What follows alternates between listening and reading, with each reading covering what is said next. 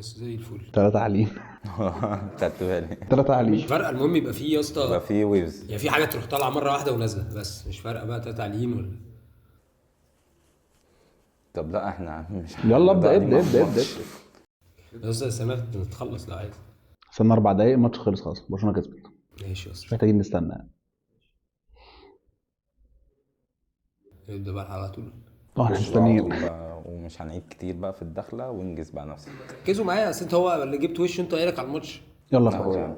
ركزوا معايا اهو مركز يعني، بقى. لما ترمي عينك ارميها على الكاميرا. اهو يا عم. يلا. يلا يلا يا باشا، يلا ابدا يا باشا. بسم الله. اسبوع جديد وحلقه جديده من دول 3. خش بالانترو.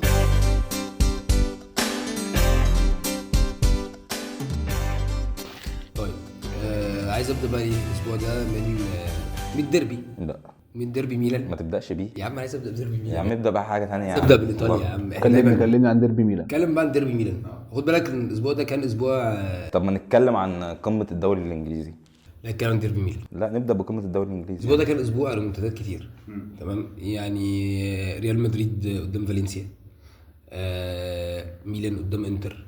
بس عايز ابدا الاول بالنسبه لي ده اكبر حدث، لانك في الاول وفي الاخر قمه الدوري الانجليزي 3 نقط، فالنسيا وريال مدريد دي 3 نقط، لكن ده كان ماتش بطوله، ماتش سوبر، طيب. ماتش كاس، فده اكبر حدث في الاسبوع.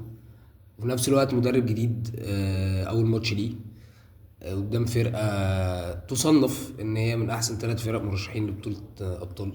صح ولا مش صح؟ 4 مش 3. يا عم 4 خلاص. فانت دلوقتي داخل ماتش المفروض انك انت مش يعني على الورق الناس كانت شايفه ان انت هتاخد البطوله خلاص. فان ميلان كل اللعيبه اللي كان عليها مشاكل، وكل اللعيبه اللي الناس كانت بتشتكي منها، مع انا بالنسبه لي المدرب اللي قبل كونساو غير ان هو ما كانش معروف، ما كانش بيقدم حاجه، وكونساو ما قدمش كوره، وكونساو لم اللعيبه نفسيا ونزل لعب. فان في يوم وليله الياو بقى بيلعب كوره وبقى فري روم اكتر، وان سيسيو بقى بيقدم كوره، سيبك من دفاعيا خلاص بقى بيقدم كوره.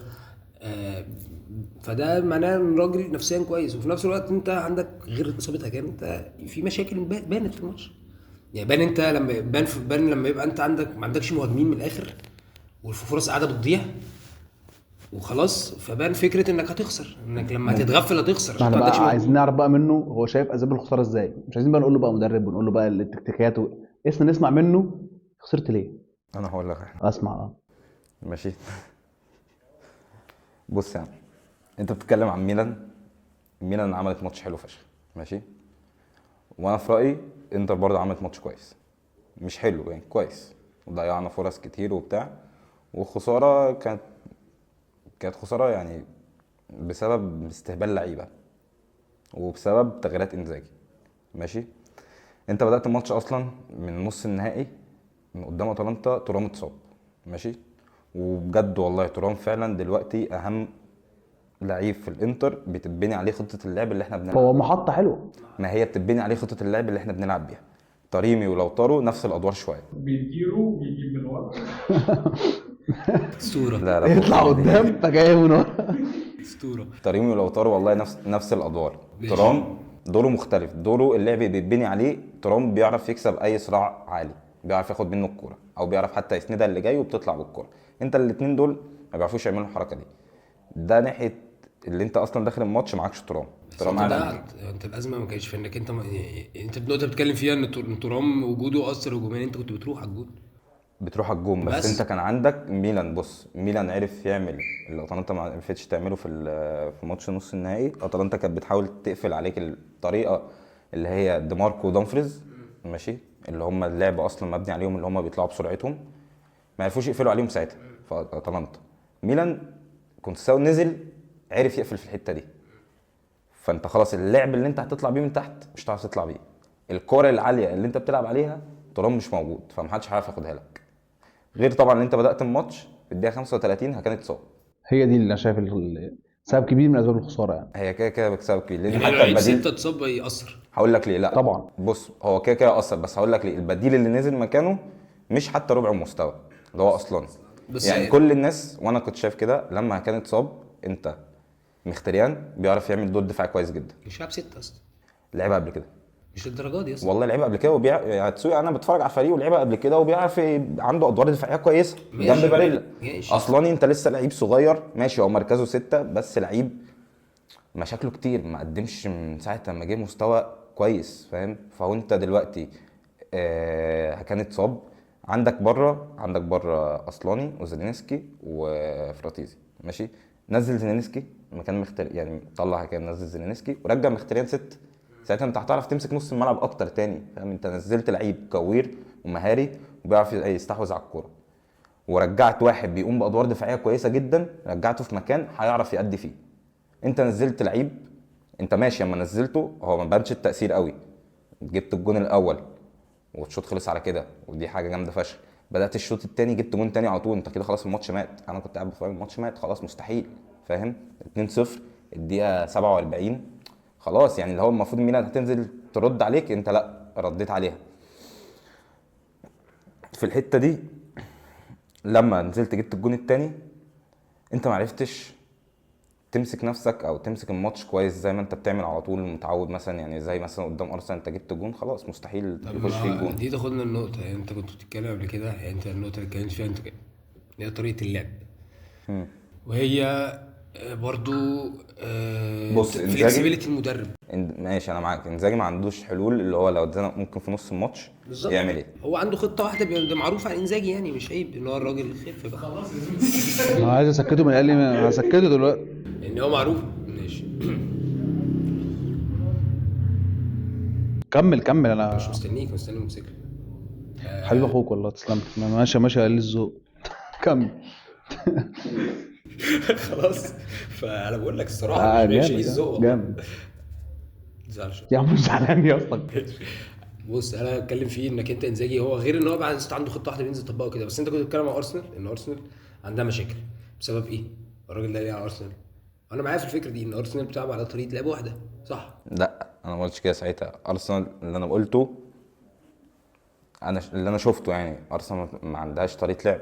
ماشي بس هي طريقه لعبها اللي هي بتلعب على ساكا او كورنرات. ما هو كلامك ده انت بتلعب على ترام. مش بلعب على ترام بس، ما انت قلت لك في الاول ايه؟ قال لك 3 اسباب للخساره. انا قلت لك في الاول ايه؟ ميلان عرفوا يقفلوا على طريقه لعبه صح، اللي هي الاولانيه اللي انت بتطلع بالجناحات بتوعك الصراع اللي انت هتروح انت زدت زياده، بقيت بدل ما بتدافع ب5 بقيت بتهاجم ب5. ده مع اصابه ترام اللي هو المحطه ومع اصابه هكا فاهم. بس هو عمل ماتش جامد. مين؟ ما تقفلوا يا جماعه موبايلاتكم مش كده يعني. انا مش قاعد مع رؤساء وزراء. هو في ايه يعني؟ بتكلم بس هو عمل ماتش جامد. بص نقطه سيو عشان بس هو عمل ماتش جامد قوي قوي قوي. كايه دفاعيا ايه مال يا باشا كلاعب كوره. اسمعني بقى، دفاعيا مال يحسب له سيو ماله زمانش ده ماشي انا معاك. يحسب له هو اللي رجع ميلان الماتش، كره ثابته مجهود فردي ما فيهاش اي حاجه فاهم. دخل حطها خلاص ميلان. ولياو كان ماتش بقى تاريخي تاني، الناحيه الشمال دي جامده قوي. انت عارف ليه هو ما بداش ليه؟ يا اما ماشي زي غير بدأ بيتكلم. هو لما نزل الواد عارف ليه لو كان بدا الماتش ده ما كانش هيخلص كده؟ ما هتكلم عشان نزل الشوط التاني لما اللعيبه فرهدت. لا مش علشان كده. لو في حته الضغط اللي هو خيمينيز نزل مكانه هو اللي عملها، اللي هي اللي انا بقول لك عليها، اللي هو قفل على دونفريز والناحيه الثانيه قافلين على ديماركو. لو ما بيعرفش يعمل الحته دي، لو مش اللعيب اللي عنده ادوار دفاعيه جامده ماشي مش عارف يعمل الحته دي خالص. خالص. انا كنت صايع.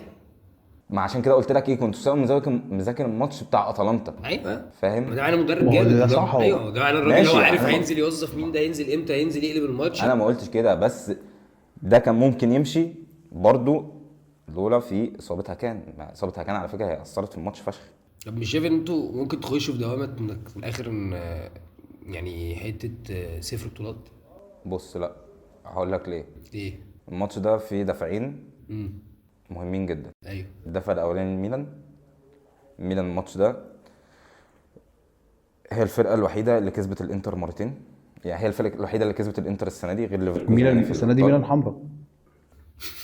لا يا اسطى رايي ميلان حمراء. ما عادي، ما انا بقول لك قعدت 7 ماتشات ورا بعض كانت ميلان زرقاء. كانت ميلان يا باشا كانت ميلان زرقاء. وما عملتش الضجه اللي هم عملوها ميلان زرقاء فاهم. وخرجتهم من دوري الابطال وخدت السوبر منهم وخدت الكاس. عشان كده هم عملوا عندهم جمهور. عشان الناس كده بتحتفل يا عم. لا ما ده بس كلام جمهور. ليه لا نتكلم بجد والله نتكلم بجد. ما عشان كده الضجه حصلت ان انت فعلا كنت انت عم جالك بالتعب. عامل عليهم ستريك جامد، كسبهم في كذا بطوله، يعني من الاخر انت بتقابلهم على قفاهم على طول، فلما يكسبوا ماتشين ورا بعض فيستحقوا الضجه دي، فاهم؟ ماشي فاهم ماشي بكلمك في ايه؟ ماشي. الضجه منطقيه بس. انا معاك، بس حتى ما هو ده اللي حصل برضو، معلش ده اللي حصل في بدايه الموسم. ميلان كسبتنا، خد الضجه، ميلان مش موجود. انت بقى شايف سؤالي ثانيه بس. ماشي. المره دي انا بقول لك المره دي انا شايفها هتبقى مختلفه. ليه؟ كونتساو غير فونسيكا. كونتساو مدرب اللي هيعرف يظبط اوضه اللبس. فونسيكا كان عامل مشاكل كتير جدا مع اللعيبه، كان عامل مشاكل مع سيو ومع لياو ومش عارف ايه. كونتساو من اول لما جه ايوه كلامك صح. هو ظابط اوضه اللبس اصلا، بدليل اللي انت فرقه قصاد اليوفي تبقى خسران 1-0 واليوفي برضو دفاعها رخم وترجع تكسب 2-1.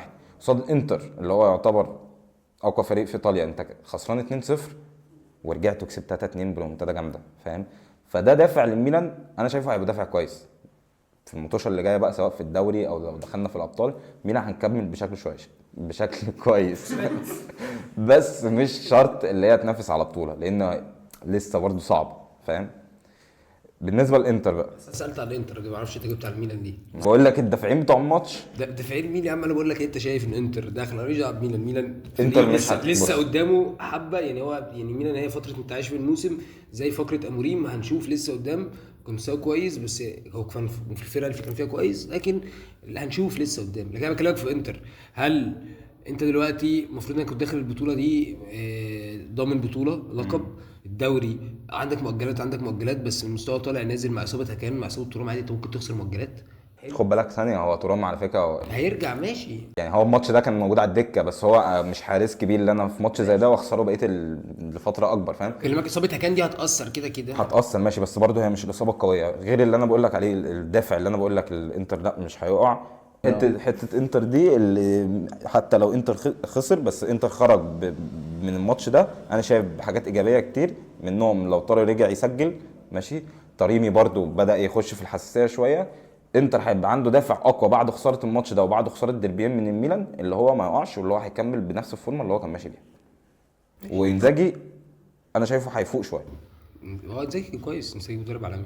طب انا بس على ذكر هكان ان هو اثر على نص الملعب والكلام ده، هكلمني طبعا كتير على رودري وان هو اثر. لا خلاص، لا مش قصدي على كده خالص. خلاص بره رودري، بره رودري نهائي. السيتي اخر ماتشين كسب التاني، اخر ماتشين بتكسبهم واداء حلو. بره بقى رودري خلاص يمكن حل المشكله دي. انا شايف ان السيتي بره الدوري نهائي خلاص، ده رايي، بره نهائي الدوري خلاص، بس في لسه عندها بطولات تانية. هل السيتي ممكن يكمل في الابطال مثلا؟ هل السيتي في بقيه البطولات اللي عنده السيزون بتاعه وقف كده خلاص، ولا هو اظن مش عارف المشكله اتحلت ولا لا؟ بص انا بس ماتشين ورا بعض اهو مش مقتنع ان هيكمل كبطولات، مش شرط الدوري بس بقيه مش البطولات. مقتنع ان السيتي خرج بره المنافسه، لانك انت عشان انت جبان، انت ايه والله انت جبان. فرقه بعيد عنك ب 17 نقطه، تعالى نحسبها. فرقه بعيد عنك ب 17 لا نقطه من غير حسبه خلاص عادي، هو شايف كده. تعالى نحسبها. لا هو اصل بيشجع الفرقه فهو ده فعلا والله انا مش بتريق عليك مش جبن يا ابني، بس ده مش جبن. جبن، مش يعني انت جبن. فرقه بعيد عنك 17 نقطه يا ابني ما هو وانت في فورمه مفيش حد زيك في الدوري. تعالى نحسبها. يعني ايه تقول لي لا ما خرجتش؟ تعالى نحسبها. انت الجدول الدوري ايه؟ يا حبيبي ما انت لو ما خرجتش ده يبقى العيب فيك انت، اللي هي لو ترجع تاخد الدوري انا غلطان اللي سالت السؤال. يبقى العيب فيك انت ماشي. اللي انت تقع كل ده. طب اتكلم جدول الدوري. انت فرق دلوقتي فرق بين ارسنال تاني، فرق بينه وبين سيتي كام؟ 7-8 نقط حاجه كده. 6 نقط. انا فاكر بقول ماشي، فرق بيني وبين ارسنال كام نقطه؟ 9 نقط. طيب 15 نقطه لو كلامكم كده ب 15 نقطه. حلو. انا ليا بقى كام؟ ما هو ده انت مش هتفهمه. انا ليا كام ماتش مؤجل؟ ليا ماتش، تمام. انا ما بحسبش نقطه. تعالى بص على الجدول بتاعي، يعني بص على الجدول بتاعي. يعني في فتره هتيجي 6-7 ماتشات الفرقه دي كسبتها، بس عندي 6-7 ماتشات كلهم كبار وفي منهم بره ملعبي وفي شهر 2 ماشي. فعادي يعني ده اللي انت مش لازم تبص على وساعتها جدول السيتي هيريح. والله بص يا تسوي، انا شايف ان لو انت عرفت تتفرج في الدوري سلوت يمشي وقتي، سلوت يمشي. انت بتتكلم في نقطه متخلفه مش عارف. ممكن تسمعني. ما انت فتره انت بتقول لي عندي جدول قوي. ايوه طب ساعتها جدول السيتي هيريح. ماليش دعوه جدول سيتي. في معظم الفرق تسوي اما بتيجي في حته في الموسم بيبقى عندها جدول قوي. ايه اللي بيميز فريق او ايه اللي بيخلي الفريق بطل عن باقي الفرق؟ اللي هو في الفتره الصعبه دي هو اللي هيقدر يعديها. ما انا عديت فتره صعبه، انا بفهمك. طيب ماشي، وانا مش عالم بالغيب. اما انت لما انت تبقى عندك فتره صعبه، السيتي برضه هيبقى عندها، ما هي نفس الفتره الصعبه برضه لسه هتيجي تاني، هيبقى عندها لسه هتقابل كل ده تاني وانت لسه هتقابلها تاني. فلما انت تقول لي اللي هي لسه ما خرجتش او اللي هي لسه المنافس المباشر بتاعي، اسال اي حد بيشجع ليفربول، اسال اي حد بيشجع ليفربول، اي حد في السوشيال ميديا بيشجع ليفربول هيفضل يقولها لك ان انا بالنسبه لي رقم واحد اللي ببص عليه هو سيتي، ولا ارسنال ولا تشيلسي. ما يا حبيبي احنا متفقين على النقطه دي. النهارده اسال اي حد بيشجع ليفربول قول له مين المنافس بتاعك الرئيسي على الدوري السنه دي، هيقول لك سيتي. متفقين على النقطه دي، وهيفضل يقول لك ان اصل فهمك حاجه. طب انا اتفضل. متفقين على النقطه دي تمام، بس هل بقى السيتي بعد ما اتفقنا على النقطه دي هياخد منك الدوري؟ دي صعبه. هو المنافس بتاعك هو الثاني يا عم، هو خلص ثاني ياخد منك الدوري ده؟ لا الراجل يا باشا بيتكلم في 4-5 صفقات عادي، الهجوم ممكن يقلبوا الموسم. الراجل خلاص في كلام رسمي ان هو فعلا يا حبيبي يقلبوا الموسم. انت بتتكلم ان انت كده انت هتقع يا عم ياخد بيهم ابطال كده يا عم، ياخد بيهم ابطال، ما مش هياخد دوري خلاص يعني هو مش عارف علم الغيب، انا مش جاوبني بقول لك حاجه. انت هيبقى عندك، انا عندي اصلا 7 ماتشات ورا بعض صعبين دول بره الابطال، انا ما اعرفش احنا بنتكلم على الطبيعي المتوقع. الطبيعي المتوقع، ما انا بقول لك بقى الطبيعي المتوقع بره التشاؤم. الطبيعي المتوقع ان ده اللي انا بقول لك الطبيعي. يعني انت هتسوي معلش، انت بتقول 6-7 ماتشات، انت معاهم مثلا ماتشين ابطال ماشي، انت الفرق دلوقتي ما بينك وما بين السيتي قلنا 15 نقطه بره الماتش المؤجل، بره الماتش المؤجل او 14. بس انا بقول لك السيناريو ممكن بس تسمعني.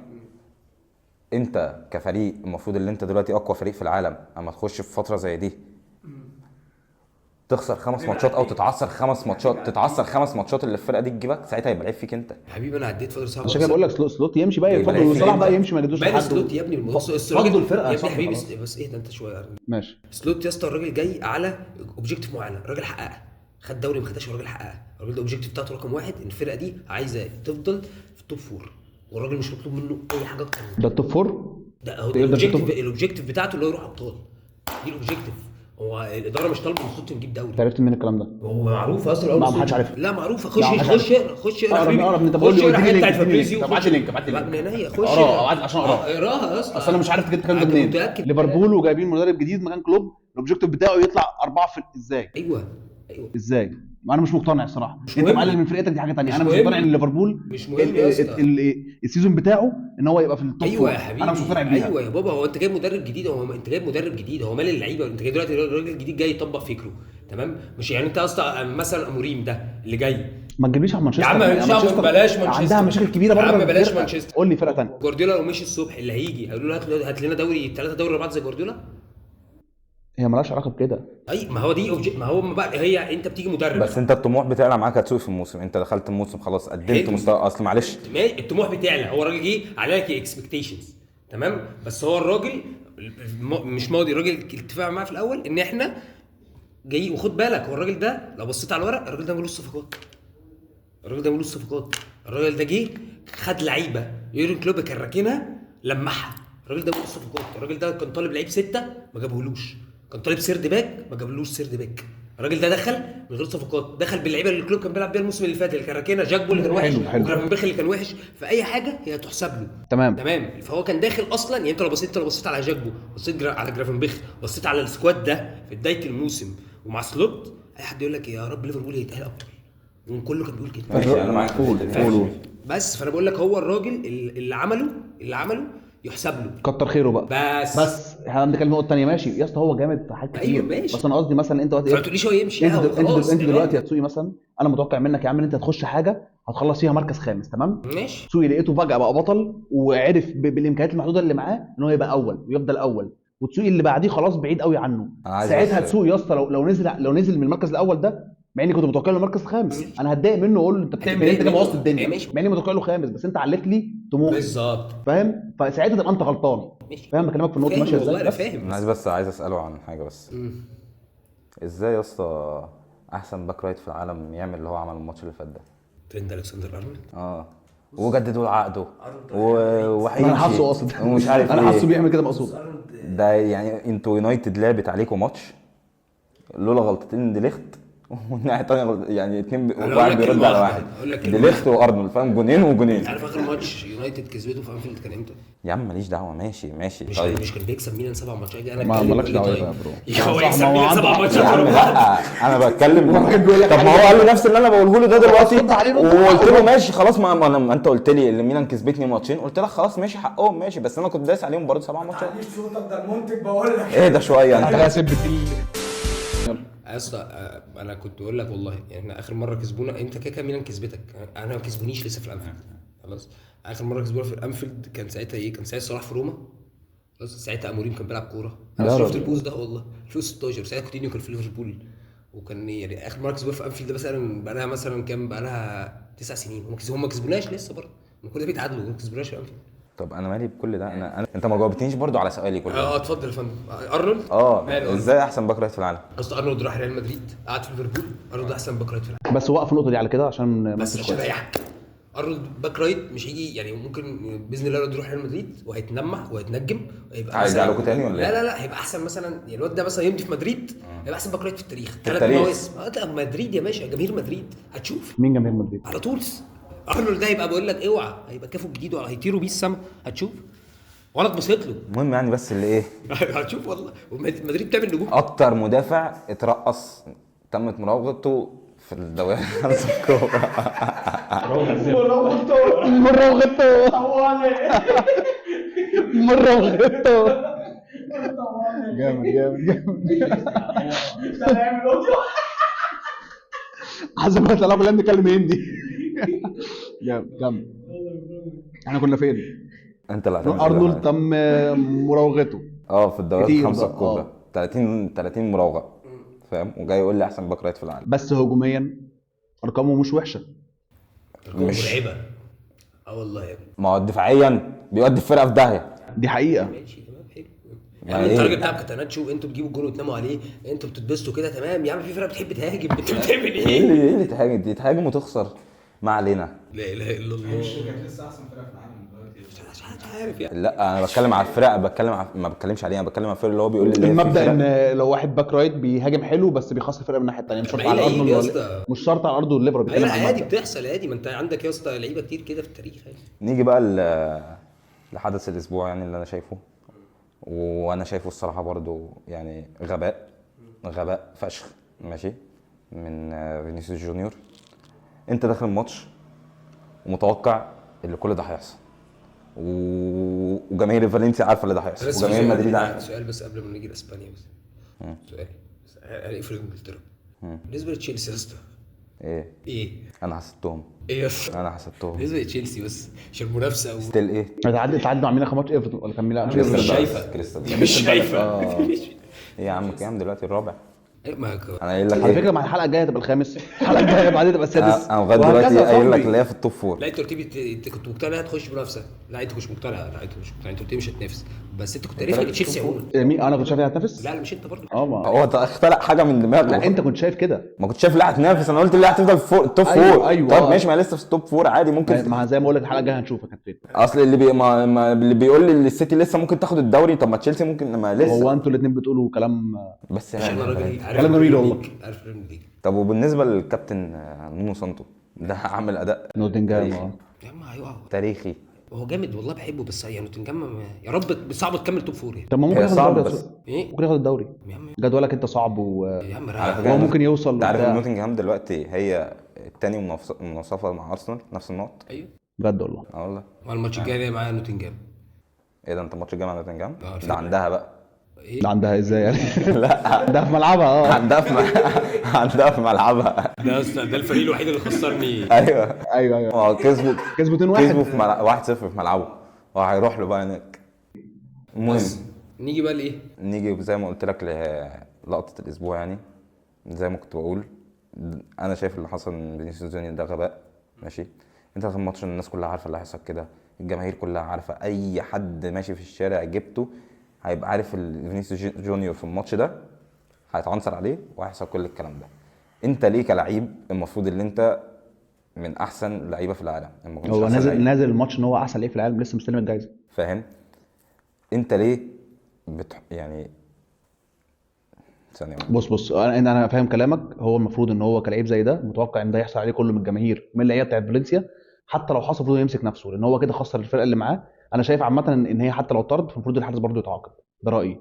بس حتى لو الحارس مش هيتعاقب المفروض تمسك نفسك. انت ليه تخلي الفرقه، سيبك ان هم كسبوا، ليه تخلي الفرقه بايد الماتش تكمل ب 10 لعيبه بسبب ان انت بتتعصب بسرعه او بتستفز بسرعه؟ انت ممكن لو لعيب صغير يستفز بسرعه عادي، ماشي، انا في ملعب استفز بسرعه، بس انت احسن لعيب في العالم وانت اصلا داخل، يعني عارف انت لو هو ايه. خد بالك انا معاه برضه، ممكن يعني انا ضده ومعاه في نقطه اللي هو ممكن يكون مثلا ان هو مش قادر يستحمل الحته دي. لا بس حاول بقدر الامكان، مش قادر تستحملها طلع غلك ده في الملعب، طلع غلك ده بس مش بالشكل ده، مش بمجرد حد يجي يلمسك كده، هي مش ضربه جامده بس هو لبسها لك صح يعني. هو خلاص، هو انت عملت له كده الواد مثل خلاص على الارض. بس انا شايف ان لو ده هيطرد ده يطرد، ده كارت اصفر ده كارت لا اصفر. ما هو الجون اللي انا بقوله لك اللي هي الفكره، ليه؟ هو هو ضربه على دماغه من تحت. هو عمل له كده. على فكره انا بكره فينيسيوس بس هو لا هو عمل ايه يا عم؟ في ايه مالك؟ ايه محسسني ان انا هو زق دماغه. طب دي انت خدت بالك هتشيلها ولا مش هتشيلها؟ حاسبها.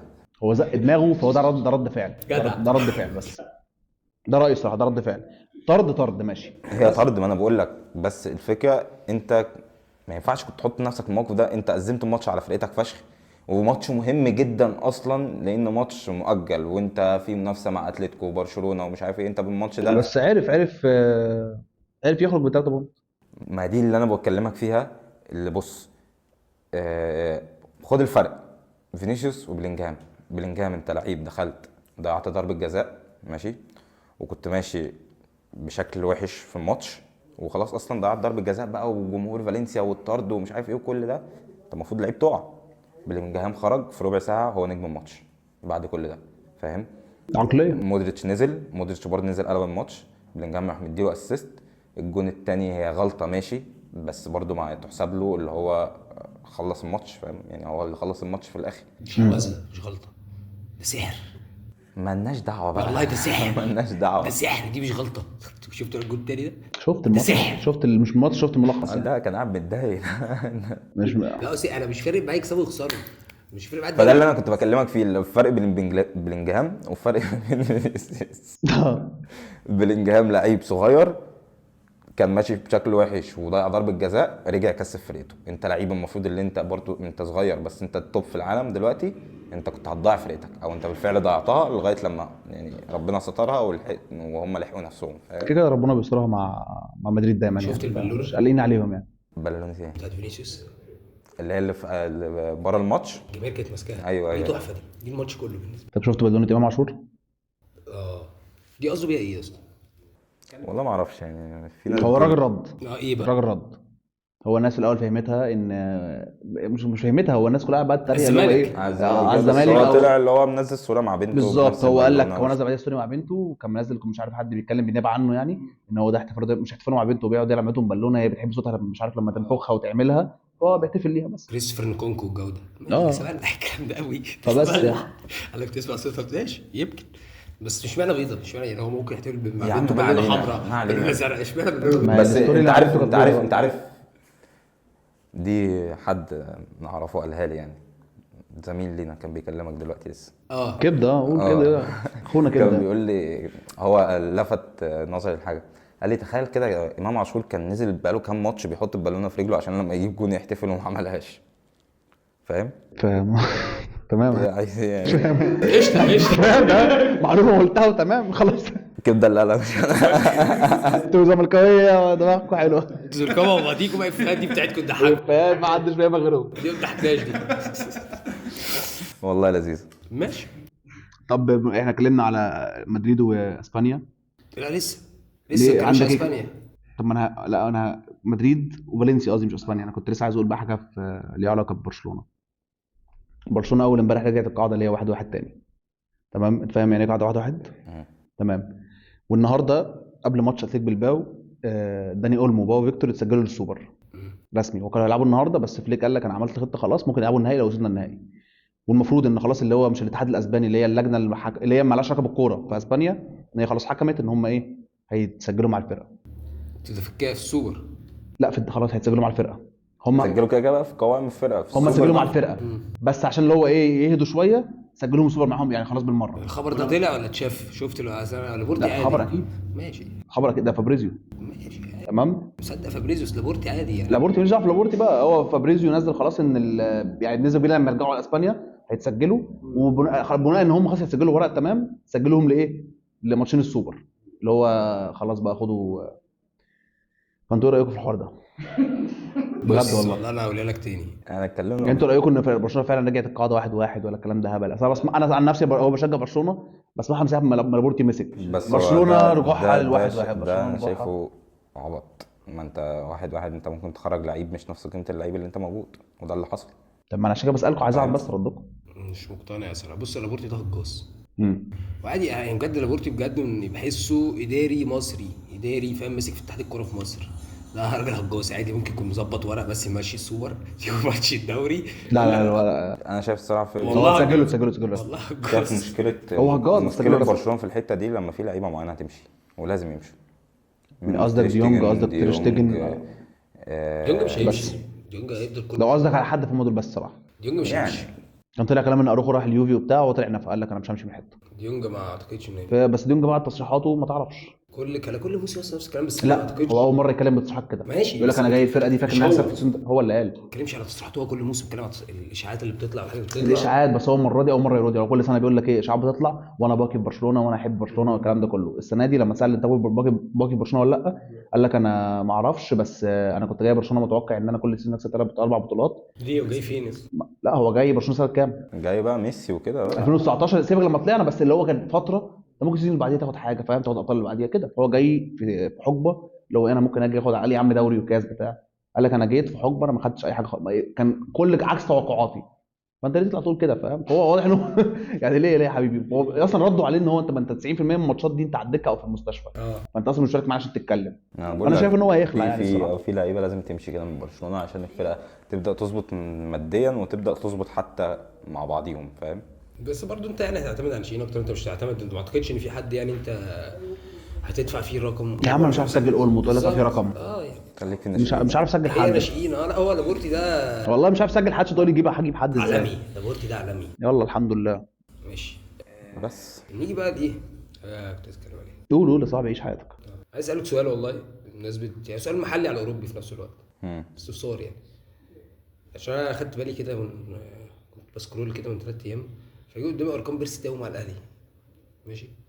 فكنت دايما عندي سؤال بيجي كده في دماغي، ليه مفيش ايه الصعب ان لعيب محلي بيلعب عادي في الدوري المصري؟ انت الدوري المصري ده كام ماتش؟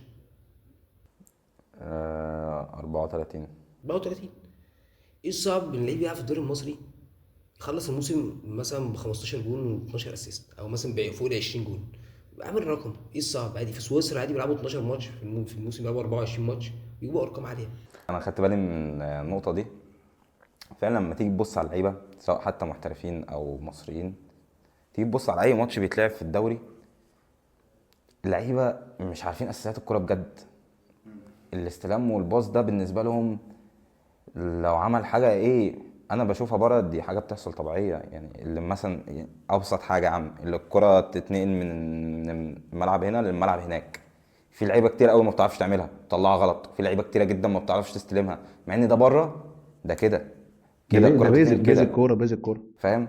فانت المشكله مش في الاجانب بس، انت مش في الاجانب، ما بتكلمش على بيرسي تاو، بكلمك في يعني انا جه قدامي بيرسي تاو، ما بتكلمش على بيرسي تاو على فكره، انا جه قدامي بس ارقام بيرسي تاو حلو، ولكن مش قصدي بيرسي تاو. انا كان معدي قدامي فقعدت افكر، اصل انت بتلعب 34 ماتش في الموسم، هل بيرسي مثلا في اللعيب المحلي المصري الكواليتي بتاعته وحشه، وبيلعب قدام لعيب مصري تاني محلي الكواليتي بتاعته وحشه؟ ما هو الاثنين مش فاهمين كوره، ما هو في بيخبطوا في بعض في عقم بقى. يعني انت اقعد فعلا تتفرج على ماتش مفيش كوره بتحصل، مش كوره. هو اقسم بالله كل الكور عاليه بالدماغ، يا اما اي فريق بيلعب على العرضيات تفضل تلعب على العرضيات تفضل تلعب على العرضيات. حتى معلش حتى الاهلي والزمالك لما بيتزنقوا مثلا في ماتش مقفل خلاص 0-0 وفي اخر الماتش ومش عارف ايه، تفضل تلاقي ده بينقل العرضيه من هنا ترد الناحيه الثانيه عرضيه من هنا. طب ما فيش كوره من الاول، ما فيش حاجه بتتلعب، ما فيش حد بيفكر اللي هو يشوط، ما فيش حد بيفكر. يعني الفاولات دي نادرا لما بلاقيها في الدوري المصري، فاهم؟ يا عم انت عندك هنا اصلا اللعيبه كلها مبنيه في الناشئين غلط، حتى في العقليه غلط، فاهم، ككوره وكتفكير. يا اسطى انت لما مش عارف وكيل اعمال امام عاشور او مين اللي كان بيتكلم مع او صاحبه أو حد تبعه يعني، كان بيقول لك ان هو ليه يعني ازاي وصل بيه الحال زي الاهلي، وان هو كان رجع للزمالك وبعدين بس ما ردوش عليه، او اللي هو اصبر شويه فراح للاهلي. تخيل هو ليه رجع من ميتلاند؟ ليه؟ يعني هو بيقول لك ان هو ايه، كان الكلام ان هو خلاص راجع من ميتلاند اوريدي، وكان بيشوف الزمالك.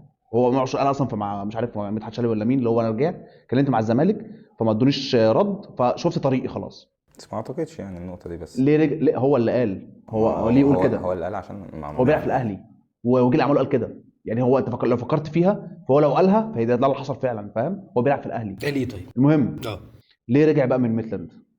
ليه بص بقى يا صاحبي، رجع من ميتلاند عشان ما كانش عارف ياكل في الدنمارك، مش عارف ياكل، نومه مقلوب، فعشان كده هو مش عارف يكمل احتراف. ايوه مش مرتاح في الاحتراف. يعني ايه مش عارف ياكل؟ مش متعود على الاكل هناك. يعني ايه مش عارف ينام؟ لا اساله هو، كلمه هو، اساله هو. ايه تسوي فيه ايه؟ كلمه، ابعت لك نمرته، اساله حبيبي. انت معاك نمرته. اصل هو واحد بيروح يتمرن خلص تمرينه وبيروح قال لك انا مش متعود على الغربه، تعود اللي هو ايوه ده بجد ما انت في فرق توقيت فاهم. عيد تاني بس عشان مش تطلع في الاوديو. يعني حته اللي انت بتتكلم دي كله بيضحك بيقول لك ايه ده تاني احسن منه.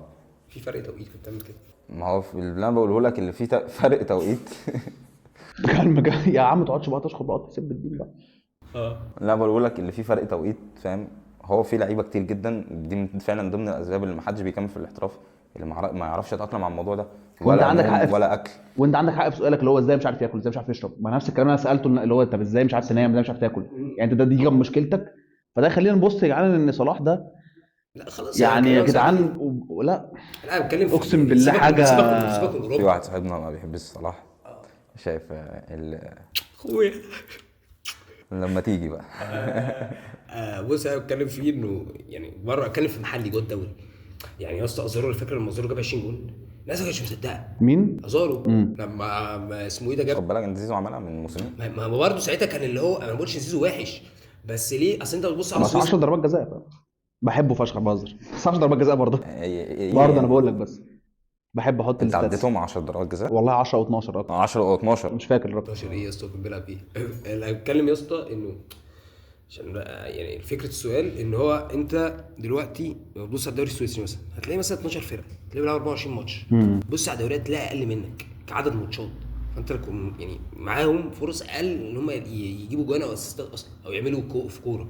يعني هتلاقي ارقامهم اعلى. فانا بتكلم ان انت مفيش حد خالص يعني اللي هو على الابيض يعني حتى دلوقتي حاليا اصل الموضوع مرعب لما تبص على واحد مترشح على احسن لعيب في افريقيا معلش اسف بدون ذكر اسامي يعني تلاقيه جاب 14 جول و6 اسيستات مترشح لاحسن لعيب داخل افريقيا.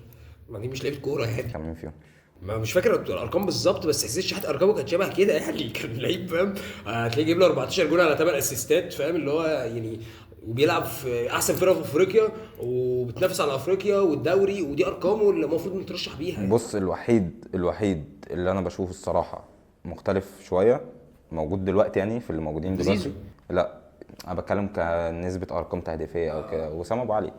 ده كده وسام ابو علي هو الواد حلو وجامد. جالك من بره ده الواد حلو وجامد بس برضه عشان اللي قدامه مفيش بالظبط فاهم.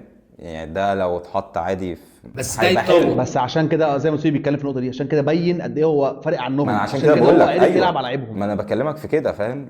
الفرق واضح بقى قوي فاهم. اللعيب جامد مش جامد قوي بس عندك في الدوري الناس معتبراه اللي هو فشيخ. الواد عارف بيقف فين. الواد عارف الكوره بديهيات كوره. بديهيات كوره انت مش بتشوفها في مصر. فلما بتشوفها بتقول ده لا ده لعيب حلو. بديهيات كوره اللي تعرف تستلم وتلف تشوط. اي مهاجم مفيش بقى. خد بالك ده جاي لك من بره. ده جاي لك كده من بره. فهي الفكره كلها ان هو اصلا كان محترف وجي بس خلاص عموما. يعني ده كان سؤالي لان انا ده السؤال اللي هنختم بيه الحلقه. يعني لو حد يعني وصل للسؤال ده يقول لي رايه تحت. ليه نفسي اعرف والله الحوار ده بجد يعني ليه مفيش لعيب عادي. يعني ما بقولش ان الدوري المصري يروح اللعيب يجيب 20 جول و20 اسيست بس عادي يبقى تحس اللي في لعيبه فعلا. لا يبقى في افريج عادي اللي هو 12 جول 12 اسيست بيعملها مثلا 4 5 لعيبه عادي لانك انت عندك 34 ماتش وعندك فرق كتير وبس. ولو حد عارف ليه امام عاشور ما كانش بينام ولا بيشرب يبلغ تسوقي يعني ضروري يبلغ تسوقي عشان تسوقي مش عارف ينام.